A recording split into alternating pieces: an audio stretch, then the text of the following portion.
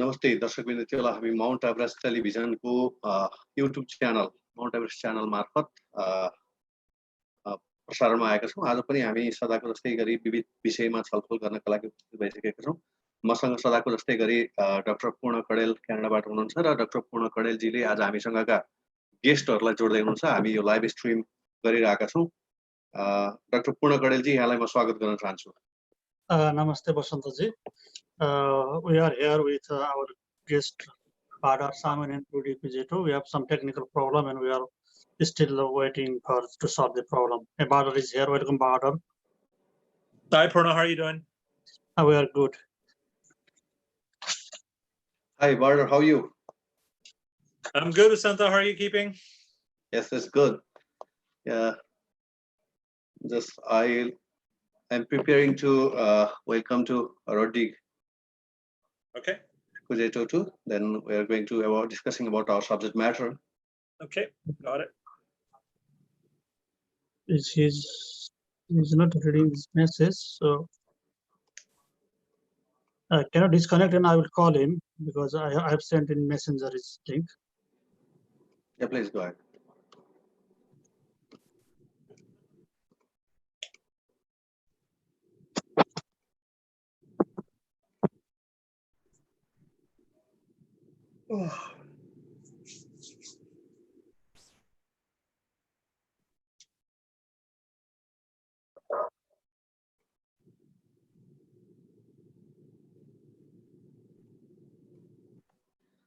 Badar, how is your day going on in this pandemic? My day is going fine.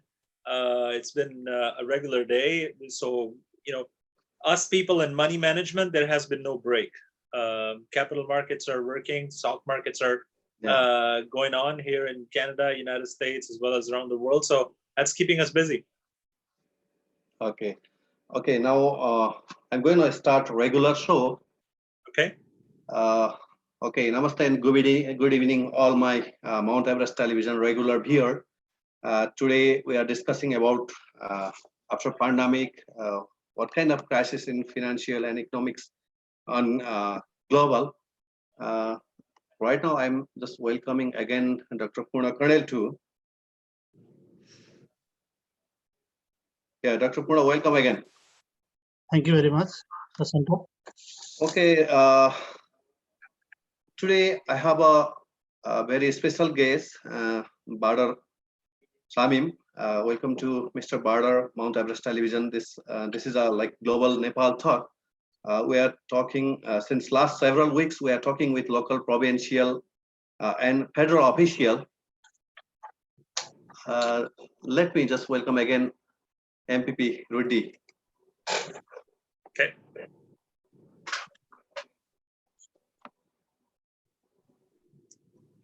Okay. Hi, Rudy. Hi, we're back on. Yeah, welcome again in this talk. I don't know what happened there. We lost each other here. Yeah, sometimes internet is not working properly. The roses, this server is down sometime. No problem. No problem. Okay. That's the problem with technology, right? Yeah. Dear my viewers, now I'm gonna start my regular show. Today I have a special guest, a special the MPP Rudy Kujeto.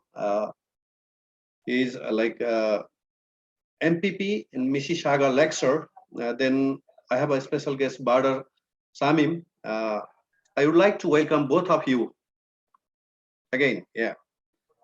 Since last several weeks, we are talking with local, provincial, and federal officials, as well as various persons in healthcare, economics, accounting, and community engagement. MPP Rudy is provincial member of parliament from Mississauga lecture. I already told my viewers. Then he's done incredible done inside the parliament as well in community work.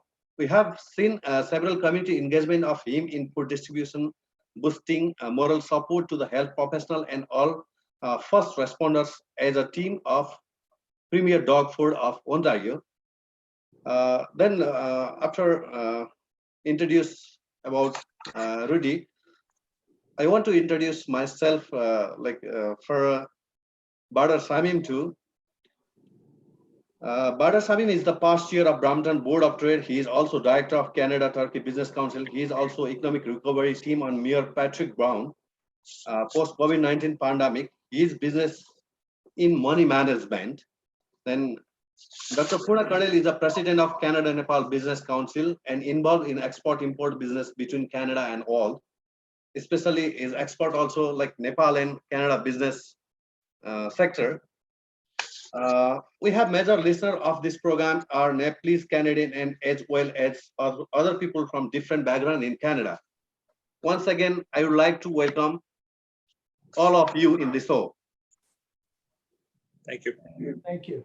MPP Rudy, how is your days going on after this COVID-19 pandemic? Just regular work? Well, it's changed a lot.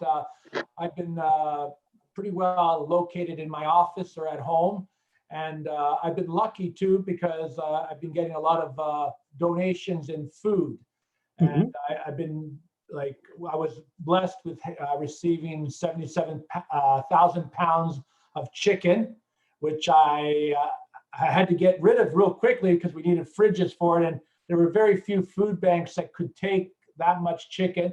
So I was able to split it up between Feed Ontario, and Sidam Food was able to get freezers for me in the community of Brampton and Mississauga. So we still have this chicken all over the area of Peel, divided into different banquet halls where we're producing meals for Mount Sinai frontline workers, plus our seniors and our long-term care facilities. So that's what we've been doing with that. Plus we've been getting like numerous donations we've got from Molinaro's Pizza. We ended up getting 1,500 pizzas, which we've been delivering as well to our frontline workers and our Mississauga Food Bank, our Compass Food Bank. And I've been getting donations like every day. Even from Ital Pasta, we were getting 800-pound barrels of pasta so that we could make meals. And it was like, where are we going to put all this stuff? So we've been blessed really down here. We have our Lakeview partners that are developing the old power plant down in Lakeview, and they donated $100,000 to the Trillium Health Partners. Okay. Brightwater, which is another development, they've donated $10,000 to the Compass Food Bank. So we've been very lucky down here in Mississauga Lakeshore with all these donations. Okay, Mr. Bardal, how are your daily activities after this pandemic? Thanks for asking, Basanta. So I'm pretty much in the same boat as MP Rudy. About a couple of months ago, I returned home from a business trip to Turkey and a pleasure trip to Pakistan. And quite frankly, that same very weekend, the whole isolation process started in Canada. And so ever since then, I've been working from home. Luckily, people like me in money management business, we can work from anywhere as long as we have a cell phone and access to internet. And so I'm blessed in the sense that there has been no impact from a job perspective on my day-to-day life. On the side, I happen to be a Rotarian. I'm a director for Rotary Club of Brampton. We've been working very closely with the Regen Food Resource Center here in Brampton. Actually, our colleagues from the Turkish consulate work very closely with us in terms of delivering about $15,000 worth of food to Regen a few weeks ago. And ever since then, we've been also engaging the local community here, making sure that we're all taking care of the most vulnerable people in this particular time. Okay. Dr. Puna Karnel, what is the current situation of Ontario and whole Canada about COVID-19? Yeah, it's Rudy quite goodly said that we are now in the recovery phase. Like the curve is flattening now, is almost 400 every day. We are getting new cases, but the case is going down, and we are now back to the post-recovery, post-pandemic of this COVID. In total, in Canada, we lost 6,000 plus people, and there is more than 80,000 total cases. But Ontario, we are doing pretty. It's a better job to handle this pandemic. So, Mr. Rudy, we are seeing very good job we are doing in the Ontario in terms of public health concept, but still there are lots of senior homes and senior homes as well as Long-term care and all. long-term cares as well as hospitals. We have deep trouble. What going wrong over there? What could we have done better, and what will we do better to recover from these special pockets? But like I'm looking at the numbers right here. Like I'll give you the Peel region numbers. Like we could divide Mississauga, Brampton, but let's go with Peel. Peel had a total of 3,798 cases of COVID-19. Now, the problem is that when they mention that, they don't tell you that we've solved 2,749 cases. And we've had 235 deaths. That's through Peel. So there's only right now 814 cases of COVID-19 in the area of Peel. This was today at 12 o'clock. Numbers could be changing by the end of the day, but so we have really right now active cases, 814 cases. So, but a lot of these cases have been in long-term care facilities, and I agree with that. Like total death in long-term care is 147 total deaths in long-term care facilities and retirement homes. So we've noticed that the concentration is in these long-term care and retirement. But I'll tell you the truth, I have a lot down here that have not had any cases, but I have one of the worst ones would be Camilla Care on Queensway in here, Ontario. I've been there many times before COVID-19 has hit. I've toured the whole building. Now, the issue with that building is they do have quads, which are 4 people in a room with curtains in between. Now, as a government, we've been working since we've been elected on long-term. We're the first government that ever put in a minister for long-term care, right? Marilee Fullerton, which is an outstanding minister. She is working around the clock. Not only that, we had already started looking into long-term care, and we've been since February, before this had happened, and we were starting to put the new ideas into place. But then COVID-19 hit, so we had to change our strategy over to COVID-19. So, you know, there is work to be done in long-term care, but it's not only an Ontario issue or a Peel issue, it's a world issue, right, with long-term care. And I remember my mother always saying to me, and it's still, I lost my mother about 8 years ago, but she always used to say to me, a mother can watch 10 children, but 10 children cannot watch a mother, right?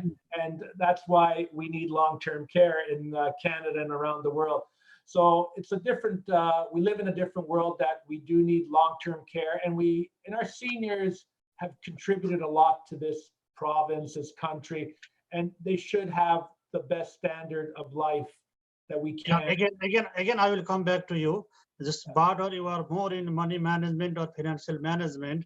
That is one public health aspect of this disease pandemic, and other is the economy. Both are equally making problem in lots. So what's the various portfolio you are working? What you are saying this pandemic will short-term and long-term loss and gain? Which sector you are major focusing short-term and long-term gains? Well, look, let me approach this from an economic development perspective. Yeah. We in the city of Brampton and GTA as a whole, not just GTA, I would say the country as a whole, have been saying for a long time that we need to complement our traditional economic sectors. Canada has been very blessed over the decades in that we have some of the best automotive manufacturing sector, some of the best aerospace manufacturing sectors, some of the best pharmaceutical and food processing sectors. In recent years, Purna, if you take a look at the global economy and you take a look at the companies that have generated the most amount of business and grown significantly in market value, they all happen to be advanced technology, IT, online kind of businesses, whether it's companies like Facebook or whether it's Amazon, or in China, the Amazon version would be Alibaba or Baidu. Bottom line is, in the whole world, there is a push to reach out to the global economy and global consumer base using technology. And so in an environment like we find ourselves in now, where a pandemic has basically forced the global community to put health ahead of economy and take a little bit of a breather from driving back and forth to our physical businesses. The need for having a strong online presence, both at a broader economic level, at a national level, as well as at a business level, has become abundantly clear. So the companies that continue to chug along are the ones that have a strong online presence. In Brampton, we have recently attracted investment from Amazon. In Mississauga too, we have a number of companies that has a very strong online presence. Mississauga is also very blessed, by the way. There's a nickname for a portion of Mississauga. It's called Pill Hill. Mississauga is home to Canada's largest pharmaceutical cluster, and all of that futuristic, technology-driven industrial complex. That's really where the focus is. Not just here in Canada and the United States, but around the world. To continue in this perspective, that I asked the MPP that which kind of business are already open and in which timeline other businesses are open, and if all businesses are taking public health seriously, all they have PPE and everything for the opening their business. What's the situation in Ontario, MPP Rudy, or our region? Well, it's a gradual reopening. We're at stage 1 of the reopening. But we've told the mayors that, if they think they're not ready to open, don't open, right? And, because at the end of the day, they can make the decision too of not opening. We've looked at, we have to gradually start opening the province. But, you have to have the PPEs in place. You have to have everything in place. And, and you have to social distance. And, you have to continue doing that.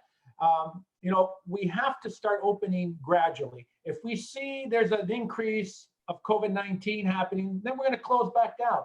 But we have to start moving. Like I said, right now we have 814 cases in Peel. We have to, the population of Peel, if you look at Mississauga's 800,000, Brampton, I'm not sure what's the population of Brampton? Around 650,000. Yeah. So, and then we have Caledon as well, because that's part of Peel too. So, we're looking at approximately 2 million people. So, 814 cases and 2 million people. Let's start opening gradually, but let's continue social distancing. That's the most important thing, because that's why we're only at 814 cases, because we're doing what we're supposed to be doing. So gradually we will start opening. Stage 1, we've started. Today, I think we had 4 cases in Mississauga. I'm not sure what we had in Brampton today, right? But so we have to keep an eye. We're going to look at in 2 weeks. You're going to notice what's happened, because it takes approximately 2 weeks. And then we're going to, if we're doing well, then we can gradually open a little more and, keep going in that direction, right? Okay.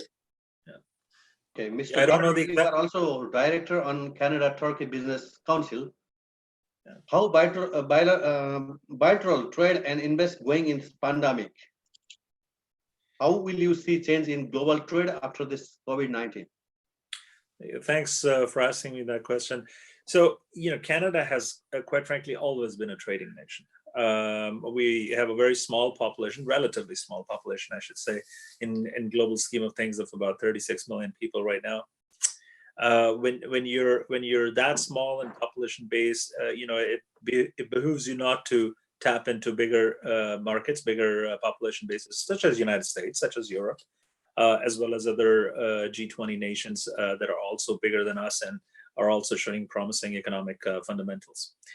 So whether it's export growth from our traditional mining sector, commodity sector, or manufacturing sector or services sector, or whether it's attracting investment into our economies to complement our existing businesses and existing sectors.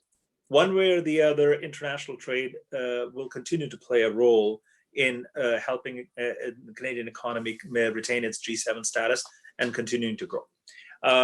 We at Canada-Turkey Business Council were registered or were chartered back in 2001, in recognition of the fact that Canada wanted to build a robust bilateral, mutually beneficial relationship with this G20 country, which also happens to be a NATO ally. We currently stand at an approximate bilateral trade level of $4 billion. Luckily, it's a beneficial relationship to Canada in the sense that Canada runs roughly $1 billion surplus in that trade relationship. Most of what Turks have been buying from us is in the commodities side of things, but they're also big buyers of machinery. In return, we're buying a lot of natural stone and a lot of steel, aluminum, raw material kind of products from Turkey. So let me put this into perspective. Turkey is a 17th largest economy in the world. We're currently, in terms of exact numbers, sitting at about, I think, 10 or 11. They're roughly 800 some odd billion dollars a year. Next year, European Reconstruction and Redevelopment Bank pegs their economic growth rate at about 6%. They have a population base of about 80 million. So almost the same amount of people as Germany, which is the 4th largest economy in the world.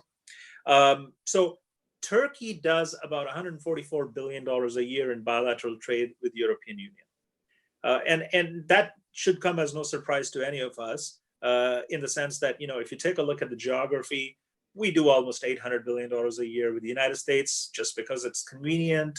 Culturally, we're accustomed to doing business in the United States. Similarly, Turkey is right next to Europe, which is the largest economic zone in the world. And over the decades, or over the centuries, I should say, they have developed a mutually beneficial relationship where they're doing about $144 billion worth of trade across all sectors between themselves and Europe. Now, Canada has signed a free trade agreement with Europe.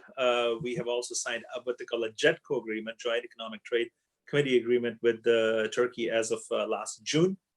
The intent is that both countries should seek diversification of their trade relations. While Europe is a fantastic trading partner for Turkey, I am sure Turkey can only benefit having access to North American markets through Canada. Similarly, while the United States is a fantastic market and North America is a fantastic market for Canadian businesses, we can't possibly go wrong doing more business with a G20 country and European Union nation, right?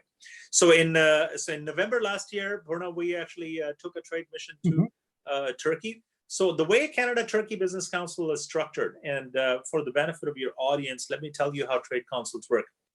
Trade councils are not diaspora chamber. We're not there to represent Canadian Turks in Turkey. We're not a Turkish organization. We are a Canadian entity, and our mandate is to take Canadian businesses and help them grow in Turkey.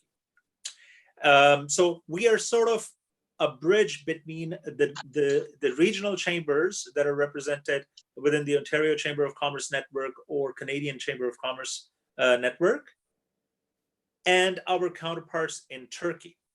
Now, on the Turkish side, we have a sister organization, which is called DEIK. It's a Turkish, is a quasi private sector, quasi government entity. It's basically foreign economic relations body of Turkish government, works very closely with their private sector through their national chamber. Okay, Badr, I'll be back with you. Thank you once again. So let me just finish that. So basically, Okay, the please. two bodies on each side of the border comes together. They introduce their businesses to Canada through us. We introduce our businesses into Turkey to them. Okay, Dr. Colonel, is there any material changes in trade between Canada and Nepal and South Asia region nowadays? Oh yeah, it's similar. It's to complement with Badr. We have the Canada-Nepal Business Council in the same structure. So major export to refresh to Rudy is our grain products, our soybean, canola, lentils. The commodity products are all exported in the South Asia, Nepal, India, and Bangladesh, in Pakistan, that region.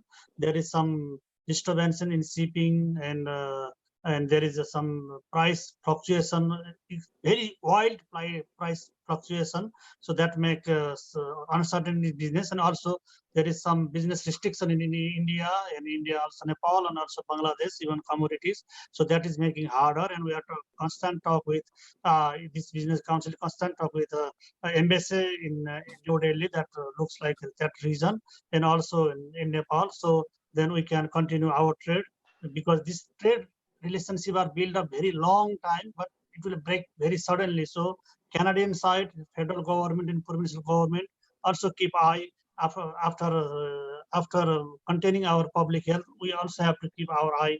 Obviously, our big business in our neighbor in USA, but other part of we have to diversify to get shocks, to prevent shock like this. So I want to continue with the Rudy. So there is economy is important factor, public health is a different sector. So so how we can, because our PSW, our healthcare sector staffs, they are not adequately protected. They are psychological in a very difficult time with them. They are working day and night with COVID patient. They are psychologically, they are not very strong. So which, as a member of parliament, as a legislature, or as a ruling party of the Ontario, what program we have in place to protect our vulnerable as well as frontline worker from their psychological perspective? Rudy, please. Okay, well, let me touch first on the other part that we're talking about, our markets, and I'll get back to the mental health issue. Okay. Like I look at it, like I come out of Ford Motor Company. I worked there for many, many years. And like if we look at Canada, we're a population of 36 million people. We're the size of California. So we need to export. And when I was working at Ford Motor Company, 85% of the vehicles were leaving this country. They were going outside of Canada to the US, and 100 vehicles a day were going to China. And some people were going, well, why are we exporting to but think about China's population, 1.5 billion people. Now, we can say that 1 billion don't have money to buy the cars, but 500 million do. So that's more than the population of the US. So these are markets that we have to get into and export product to. So that's what I wanted to add into the export of Canada. What we should do, we should, like with Europe and all the countries, India, every country, Turkey, we got to export our products to them as well, to get into their markets, because we have the technology and we have everything right here in Canada and Ontario to export these products. But on mental health for our frontline workers, they've been stressed. There's no question about it. Working in those conditions with COVID-19. Like we're the first government that has our own Minister of Mental Health, Michael Tobolo, which he is working day and night to get this file right. We're working with virtual mental health to help, and addictions too, because with that much stress, there's going to be probably addictions as well to our frontline workers, unfortunately. So we're doing whatever we can at this present time, as Michael is working. Like I'll be seeing Michael Tobolo tomorrow to speak to him about mental health as well. And I know that he has his pulse on everything right now. And be honest, Michael even has a PhD in mental health. So he knows that file inside out, and he knows where to direct the resources to help with mental health. Because coming out of COVID-19, it's not only our frontline workers, it's all of us. Because some people are losing their businesses, people are losing their homes, and it's going to be tough for all of us. And we have to work as a team with all levels of government. And and we, be honest, our premier is doing an excellent job working with all three levels of government to get through COVID-19, which unfortunately won't end tomorrow. It's going to take a while before we get over this. And let's all hope that we don't have a spike in the fall, which we might. Because if you look at the Spanish flu, that's what happened. Then more people ended up dying in the fall. So let's not, let's always keep an eye on this. Keep our numbers of down, and keep social distancing. And like I said, mental health is one of our top priorities, just like our long-term care is as well. These are the two ministries that we just created in June of last year. And like I said, we're the first government that's ever had a minister of long-term care and a minister of mental health. So these are two issues that we know that are very important to our government and to get it right for everybody in Ontario. Okay, thank you. Mr. Barder, some people are saying it's too slow and some people are saying it's too fast for open business. What policy and law that permit opening and roaring the vibrant Brampton and GTA business? What is your opinion about it? Well, look, I don't think we want to be back in this situation again. And so if we get this right the first time around, then that's the best way to be. I think the province and the federal government are both taking the right approach in that we're being extra cautious. Peel region has also communicated the same. As a matter of fact, we're being a little bit more cautious than even the province, and the province is respectful about that. As the MPP said, if the mayors are not comfortable opening up, then they shouldn't be opening up. And so my 2 cents on the subject is that Canada has really stepped up to the plate, has really distinguished itself in the global scheme of things. And our governments have worked incredibly well together in terms of coordinating the relief to individuals as well as businesses over the last couple of months. Now that we have gone through this whole exercise, it makes perfect sense to just be a little bit more patient. We're very lucky in that we have such a fantastic coordinated relay and communication of data. Let's continue to monitor the data. Let's continue to open up gradually, sector by sector. And if we see a spike, then we got to scale things back a little bit. But if we don't, then we keep going. Okay, we are almost in the third quarter of our talking. We are not going very long. So I have few questions for MPP Rudy, because we did some technical problem and we went from Facebook Live to YouTube Live. So, but this is all recorded and we can share later on. So it's still live. There is question popping up there in YouTube, even in YouTube. So MPP Rudy, Canada is country of immigrants, new immigrant, especially in this COVID-19, new immigrant, young and international students, as well as asylum seeker, or we have no status over in Canada. They are more affected. So we are compassionate nation. We care of all of our people. How we are dealing this kind of more vulnerable people in this pandemic situation? Well, with immigrants, like I didn't understand some of the part of that question about the immigrants. It's a new immigrants. So what's the standard new immigrants? Let's say in January, or new immigrants like that. What do you mean about?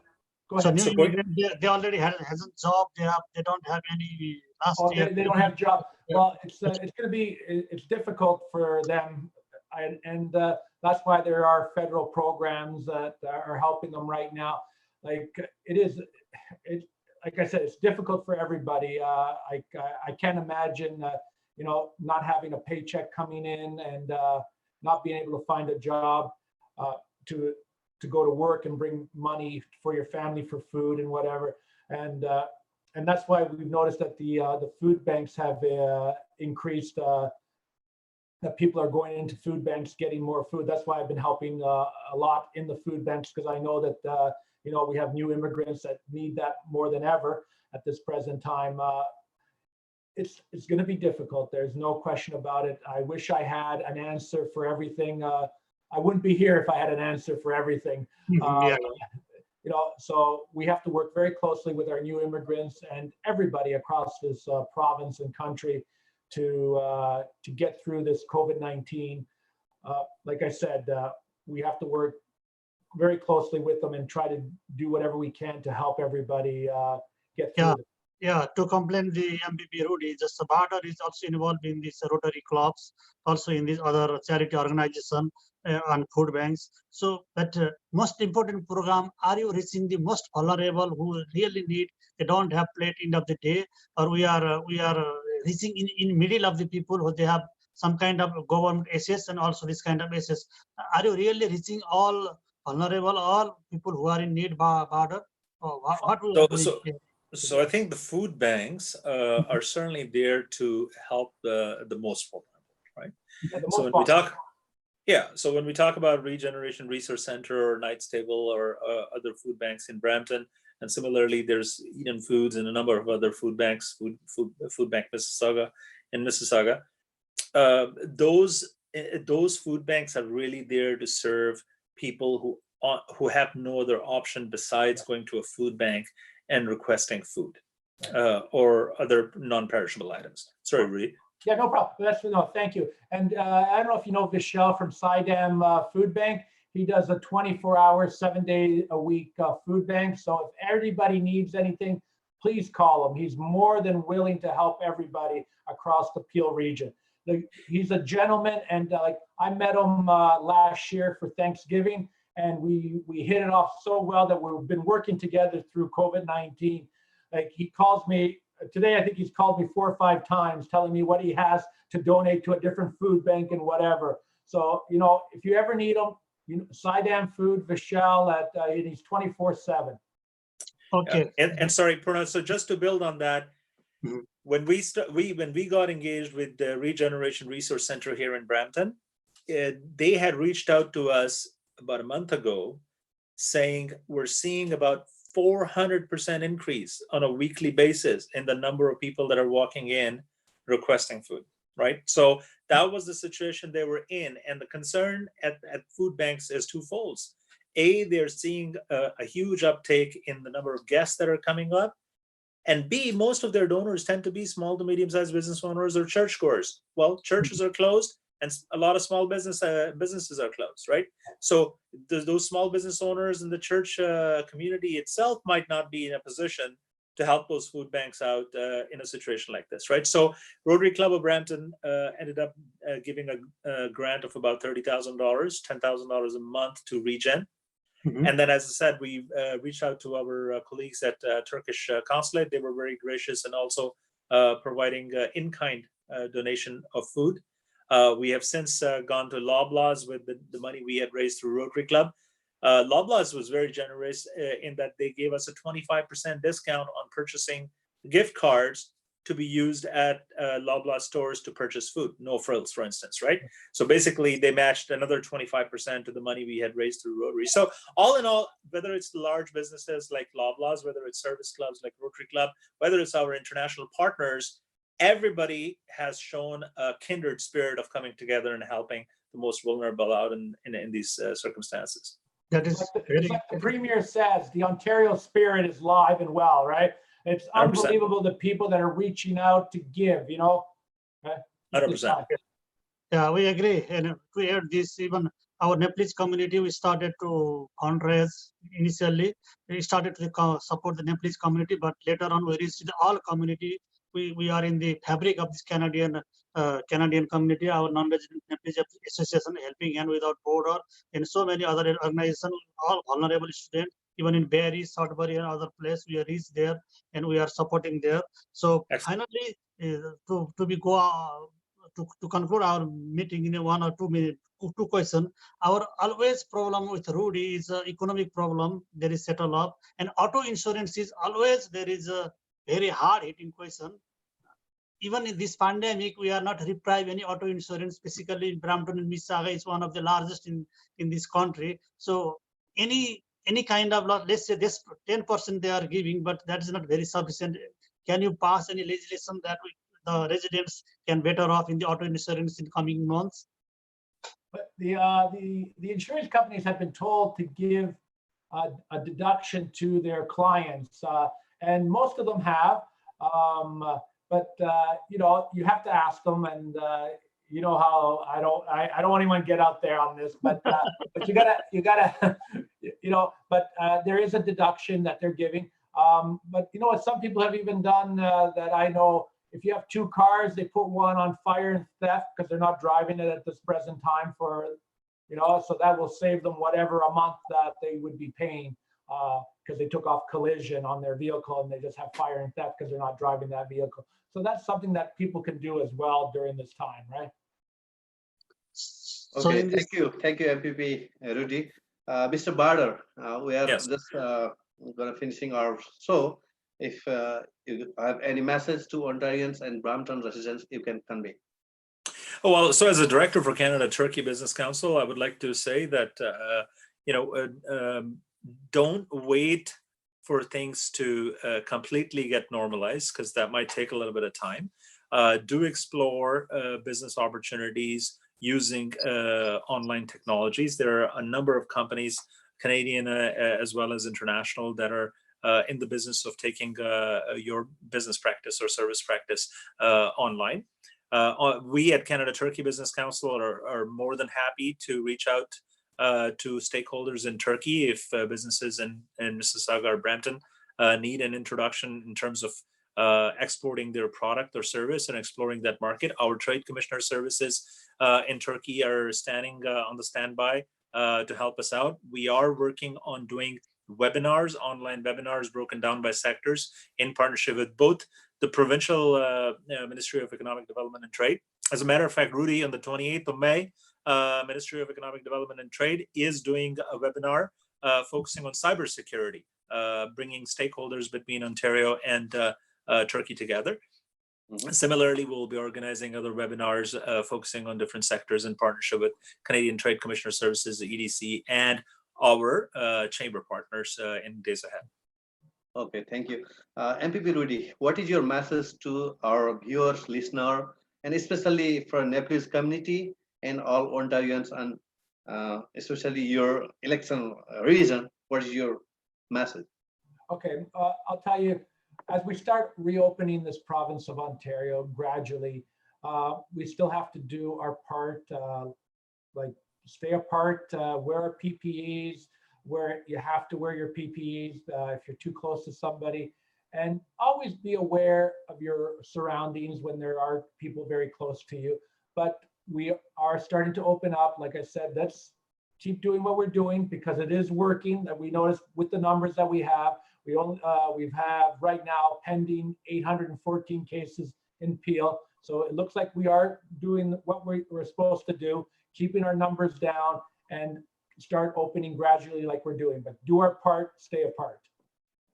Okay, I also add up and thank you very much, both of you. And we also want to hear from our community as well as broader community from our premier dog board, as well as all chamber. So we are building community-wise. So we are also seeking help. We are also helping others. So this is the way we can grow. Everyone can grow after pandemic. Then there will be some sunny days ahead. But still, we are in bunker. We are taking all responsibility from our side. So government is taking their own three level of government is so synchronizedly working. So we are appreciate all these kind of things, and also thanks for both of you guys over here because there is some technical difficulty, but some part is for the MPP Rudy that the technical part should be improved in Ontario. Then next time we don't have this kind of thing because you are in also part of this broadband regulation or how the technology will go moving forward. So thank you both, and I just return back to the Basanta. Thank you, Dr. Pardel. And I would like to thank Mr. Badar and MPP Rudy being here and give us to this kind of opportunity to convey like this critical situations message our Nepalese community and Mount Everest Television's viewers. Especially, I would like to thank you, everyone, and see you next program. Thank you, everyone. Thank you, John. Thank you for having me. Good night. Good night. Thank you. Good night. Thank you.